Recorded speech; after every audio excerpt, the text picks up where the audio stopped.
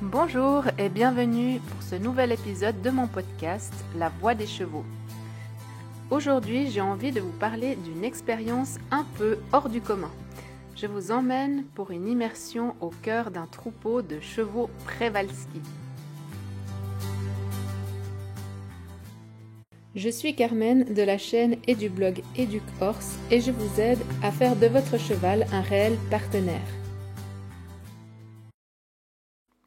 Ce n'est pas tous les jours qu'on a l'occasion de passer du temps avec des chevaux vivant libres dans un cadre aussi unique que celui du site conservatoire des chevaux Przewalski à Urès-la-Parade en Lozère. Et pourtant, c'est exactement ce que j'ai vécu. 3 jours en immersion totale à observer ces chevaux, pas comme les autres, dans un domaine immense, de 2 fois 200 hectares. Ce stage était animé par Hélène Roche, qui est une éthologue passionnée, connue notamment pour ses ouvrages sur le comportement du cheval. Et autant vous dire qu'elle connaît chaque recoin du terrain, et chaque cheval aussi. Cela fait plus de 20 ans qu'elle les observe, et elle a partagé avec nous une foule d'anecdotes, de détails, d'histoires qui rendent ces animaux encore plus attachants et fascinants. Ce qui m'a le plus frappé, c'est à quel point il se passe toujours quelque chose entre eux. J'ai découvert une richesse insoupçonnée de comportements, d'interactions sociales, de dynamiques de groupe. Et j'ai compris que mieux connaître ces chevaux dits sauvages, c'est aussi mieux comprendre nos chevaux domestiques, leur langage, leurs besoins et leur équilibre émotionnel. Dans cet épisode, je vous raconterai mon séjour, les moments marquants, ce que j'y ai appris, tout en vous présentant le travail de l'association TAC qui œuvre chaque jour pour préserver cette espèce. Mon souhait, c'est de vous donner envie, vous aussi, d'aller à la rencontre de ce petit cheval qui a tant à nous apprendre. Depuis 1990, l'association TAC se consacre à un projet magnifique, Sauver le cheval de Przewalski, qu'on appelle aussi TAC en mongol. C'est une espèce qui avait complètement disparu à l'état sauvage dans les années 60. Aujourd'hui, sur le Cosméjean, en Lozère, une 50aine de chevaux vivent libres sur une réserve de 2 fois 200 hectares. Et l'idée, c'est pas du tout de les apprivoiser ou de les domestiquer, bien au contraire. Le but, c'est de leur permettre de vivre au plus proche de ce qu'ils connaissent dans la nature, avec le moins d'intervention humaine possible. Derrière l'association TAC, il y a en vrai un projet de conservation, super complet qui agit sur plusieurs niveaux pour préserver les chevaux de Przewalski, notamment par leur engagement pour la restauration des milieux naturels. Leur réserve, c'est un vrai petit écosystème en soi qui attire des espèces qu'on ne voyait plus, comme les vautours par exemple. Bref, ils redonnent vie à tout un environnement et pas juste à une espèce. Ils ont aussi à cœur de transmettre, de partager et de faire réfléchir. La réserve est ouverte au public toute l'année. On peut venir y faire des courtes visites ou des séjours en immersion de plusieurs jours, ouverts à tous, comme j'ai fait moi-même. Ces moments-là, c'est pas juste de l'observation, c'est une plongée dans un autre rapport au vivant. On y apprend sur les chevaux, bien sûr, sur leur comportement, leurs réactions, leur mode de vie, mais ça va au-delà. Ça nous questionne aussi, nous, en tant qu'humains, sur notre place dans la nature, sur notre manière d'être en relation avec les autres êtres vivants. Alors, qui est ce fameux cheval de Przewalski ? Il a été découvert en Mongolie à la toute fin du XIXe siècle par un explorateur russe d'origine polonaise, M. Przewalski. Mais attention, contrairement à ce qu'on pourrait penser, il n'a pas ramené de chevaux vivants avec lui. Il a juste rapporté des peaux. Et c'est ensuite un zoologiste qui a étudié ces restes et qui s'est rendu compte que ce cheval, c'était en fait une espèce jusque-là inconnue des scientifiques. Et c'est lui qui a donné son nom scientifique, Equus przewalski. Il fait partie de la grande famille des équidés comme nos chevaux domestiques, les ânes et même les zèbres. Lui aussi appartient au genre Equus.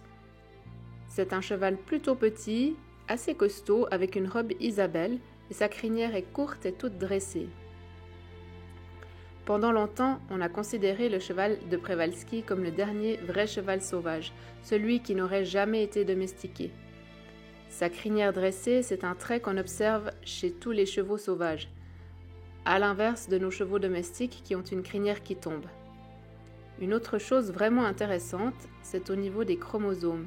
Le cheval de Przewalski en a 66, tandis que nos chevaux domestiques en ont 64.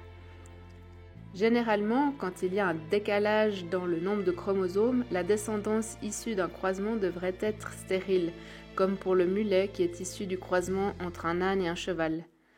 Mais il y a un fait assez étonnant, c'est que le cheval de Przewalski, qui est croisé avec un cheval domestique, ont des hybrides généralement fertiles. Et à l'œil nu, on ne peut pas vraiment les différencier, sauf peut-être à la deuxième génération, si une robe particulière due à un gène récessif se manifeste. Mais en gros, le seul moyen fiable pour les identifier, c'est grâce à une analyse génétique. À la fin du 19e siècle, il y a une vraie fascination en Occident pour les animaux exotiques.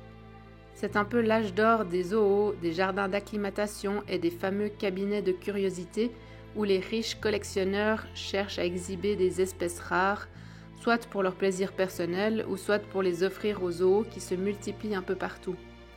Et le cheval de Przewalski, avec son look primitif, a tout de suite tapé dans l'œil de ces passionnés. Du coup, pour répondre à cette demande, ils ont lancé des expéditions en Mongolie et en Chine. Au début, c'était pas simple, mais les chasseurs ont vite adopté une méthode assez brutale. Ils tuaient les chevaux adultes pour pouvoir capturer plus facilement les poulains. Ces petits étaient ensuite placés auprès de juments domestiques mongols pour survivre en captivité. Ça n'a pas été sans impact. On peut même penser que ces actions ont probablement accéléré la disparition de l'espèce à l'état sauvage, même si elle était probablement déjà en déclin. La dernière fois que l'on a vraiment vu un cheval Przewalski en liberté, c'était en 1968. 2 ans plus tard, en 1970, on a officiellement déclaré que l'espèce était éteinte à l'état sauvage. Mais heureusement, quelques-uns avaient survécu en captivité. Sur les 53 poulains qui ont été attrapés, seulement 12 ont réussi à avoir des descendants. Et aujourd'hui, grâce au travail commun des zoos, des chercheurs, des défenseurs de la biodiversité, plusieurs programmes de réintroduction ont pu voir le jour, notamment en Mongolie. Là-bas, les chevaux de Przewalski vivent désormais dans des réserves semi-sauvages, au plus près de leurs habitats naturels d'origine. D'ailleurs, des chevaux de l'association TAC ont été envoyés en Mongolie en 2004 et 2005 pour y être réintroduits. Pouvoir réintroduire ces chevaux dans leur milieu originel est très important pour la survie de l'espèce. Dès que je suis entrée dans le parc de la réserve du Causse-Méjean, j'ai tout de suite ressenti un vrai dépaysement. Voir ces chevaux libres, organisés en 3 groupes familiaux qui vivent ensemble, évoluer dans leur environnement naturel, c'était juste magique. Hélène Roche connaît vraiment chaque cheval, leur histoire, leurs liens, leur rivalité. Chacun a vraiment son propre tempérament et observer ces chevaux, c'est comme voir à quoi ressemble un cheval qui n'a pas été modelé par l'homme. Quand on regarde des chevaux en semi-liberté, on découvre un monde beaucoup plus riche et beaucoup plus complexe que ce qu'on imagine quand on les voit juste dans un box ou un pré. Il y a toute une vie sociale hyper riche. J'ai été frappée par la richesse des interactions. Il ne se passe pas une minute sans qu'il y ait quelque chose à observer. Un poulain qui joue, 2 chevaux qui se toilettent mutuellement, un étalon qui marque son passage, une poursuite entre étalons, un jeu qui tourne mal, une bagarre ou un étalon familial qui conduit son groupe. Et il y a aussi des comportements plus subtils, comme quand ils surveillent l'environnement ou qu'ils flairent les odeurs. En les regardant vivre comme ça, j'ai vraiment compris à quel point leurs liens sont complexes. Et j'ai aussi réalisé que le rôle d'étalon familial est très exigeant. C'est un job à plein temps, où il faut être vigilant en permanence pour défendre sa place et ne pas se faire remplacer par un autre mâle. Un étalon familial vit généralement avec 2 à 4 juments qu'il doit à la fois protéger et garder auprès de lui. Il ne suffit pas qu'elle le tolère, il doit créer un lien de confiance assez fort pour qu'elle n'ait pas envie de le quitter. En même temps, il doit rester constamment en alerte pour repousser les étalons célibataires qui tournent autour. toujours à la recherche d'une occasion pour séduire les juments. J'ai aussi remarqué que les étalons familiaux n'éliminent presque jamais simplement par besoin. Pour eux, le crottin et l'urine sont de vrais outils de communication. Ils marquent leur passage en déposant du crottin sur celui des autres mâles et ils masquent l'odeur de leur jument en urinant sur le crottin et l'urine de leur jument. Et dès qu'un étalon célibataire s'approche d'un peu trop près, l'étalon familial réagit très vite. Il démarre alors une course pour le chasser, parfois sur plusieurs centaines de mètres, jusqu'à ce que les intrus soient assez loin pour ne plus représenter une menace. Ces poursuites peuvent durer plusieurs minutes et demandent une grosse dépense énergétique. Ce rôle demande aussi une vigilance constante. L'étalon familial lève souvent la tête pour scruter les alentours, surveille les autres mâles et intervient dès qu'un membre de son groupe, jument ou poulain, s'éloigne trop. Dans ce cas, il fait ce qu'on appelle une conduite. Il baisse la tête vers le sol et oriente le groupe dans la direction qu'il souhaite.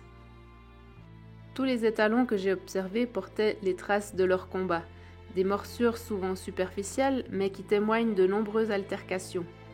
Parfois, ces conflits peuvent aller plus loin et causer de vraies blessures pouvant conduire jusqu'à la mort.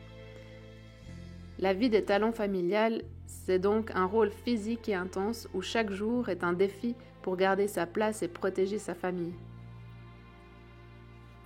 Ensuite, j'ai pu découvrir que le sevrage est loin d'être une rupture brutale, comme on peut le voir dans certains élevages. Dans la nature, ça se fait en deux temps.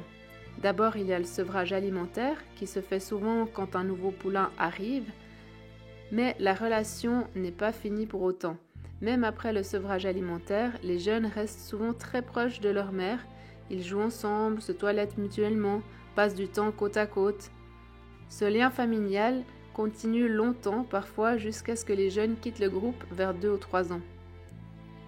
Ce maintien des liens, que ce soit avec la mère, les frères, sœurs ou un étalon bienveillant, c'est super important. Ça leur sert de base pour apprendre à vivre socialement, à comprendre les interactions avec les adultes, avec des jeunes d'âge différents, et c'est un vrai apprentissage pour leur avenir. Ensuite, on parle de sevrage social, lorsque les jeunes quittent leur groupe familial. Quand une jument, par exemple, commence à avoir ses premières chaleurs, elle devient soudainement le centre de toutes les attentions. Des groupes d'étalons célibataires peuvent se battre pour elle, souvent sans vraiment se soucier de ce qu'elle pense. C'est parfois très dur pour elle, surtout si elle n'a pas encore de lien avec un étalon. Quant aux jeunes étalons, c'est pareil, ils quittent souvent le groupe familial pour rejoindre des groupes de mâles célibataires. Ces groupes sont comme une école de la vie sociale. Ils y jouent, ils apprennent les codes entre mâles, gèrent leurs émotions et leurs tensions, et c'est une étape clé pour construire leur futur rôle, que ce soit comme étalon familial ou pour rester dans un groupe d'étalons célibataires. On voit apparaître chez eux des jeux de simulation, des défis, les rituels autour des crottins ou encore des comportements d'intimidation. Ces choses commencent souvent vers 4-5 ans. Certains étalons restent dans ce mode célibataire toute leur vie, sans jamais former de groupe avec des juments. D'autres tentent leur chance à la saison des reproductions et ils testent leur force face aux étalons déjà installés. Une autre chose qui m'a vraiment frappée, c'est le libre arbitre des juments. Contrairement à ce qu'on pourrait croire, elles ne sont pas juste possédées ou dominées par les étalons.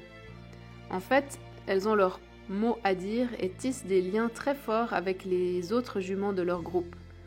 Parfois, si une jument décide de changer d'étalon, elle peut être suivie par une ou plusieurs de ses copines. Elles peuvent choisir de quitter leur groupe pour en rejoindre un autre, même si cela ne plaît pas à leur étalon. Cette dynamique montre bien que le pouvoir des étalons n'est pas absolu. Ils ne peuvent pas forcer une jument à rester contre son gré. C'est elle qui décide. Et souvent, ce ne sont pas les étalons qui provoquent les départs, mais plutôt des tensions entre juments elles-mêmes. Par exemple, l'arrivée d'une nouvelle jument qui serait peu sociable, ça peut créer des frictions qui poussent tout un groupe à partir. Un autre point important, c'est l'expérience des étalons. Leur comportement change beaucoup selon s'ils sont débutants ou expérimentés.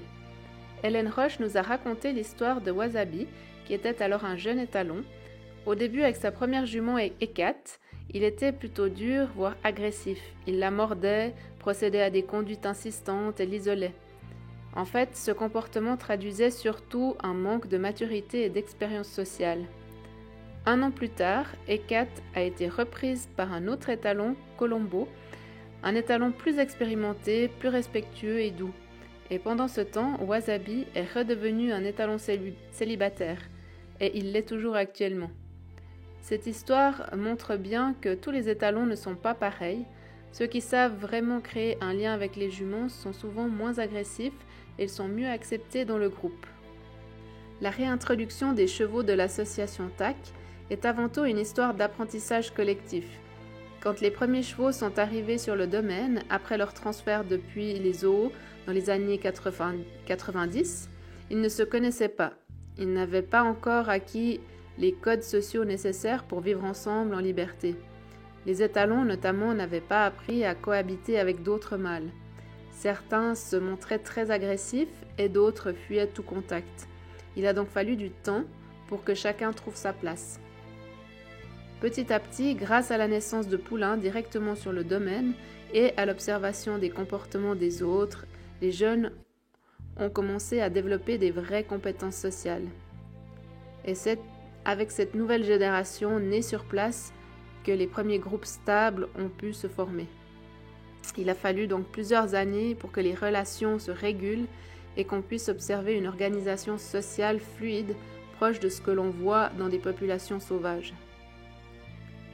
Observer les chevaux de Przewalski qui vivent en liberté, c'est aussi une vraie source d'inspiration pour penser autrement le bien-être de nos chevaux domestiques. Ces chevaux-là, souvent considérés comme les plus proches du cheval sauvage d'origine, vivent dans un mode de vie hyper naturel.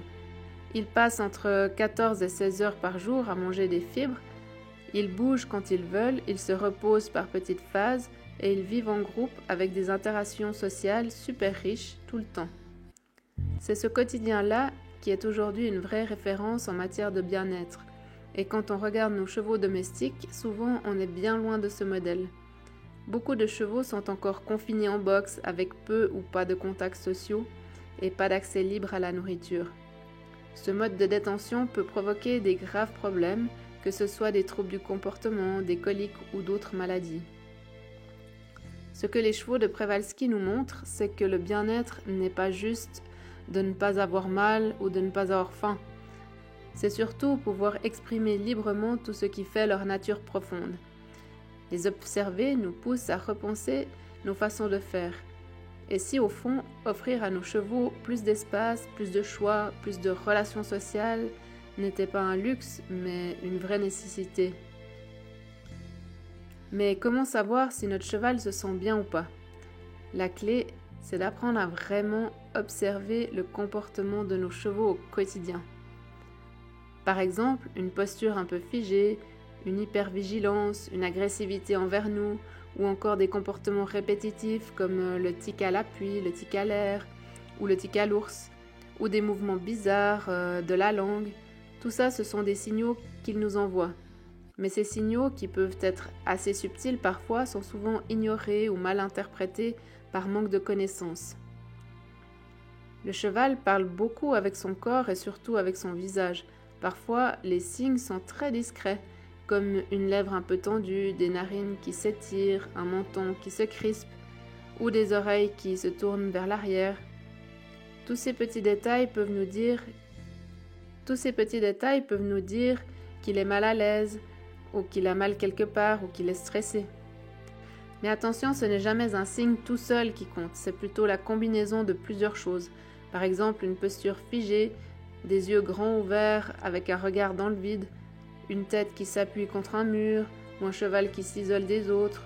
Ce sont souvent des signes silencieux d'un mal-être. Apprendre à reconnaître tous ces petits indices, c'est donner à notre cheval la chance de comprendre ce qu'il ressent avant que ça ne devienne un vrai problème.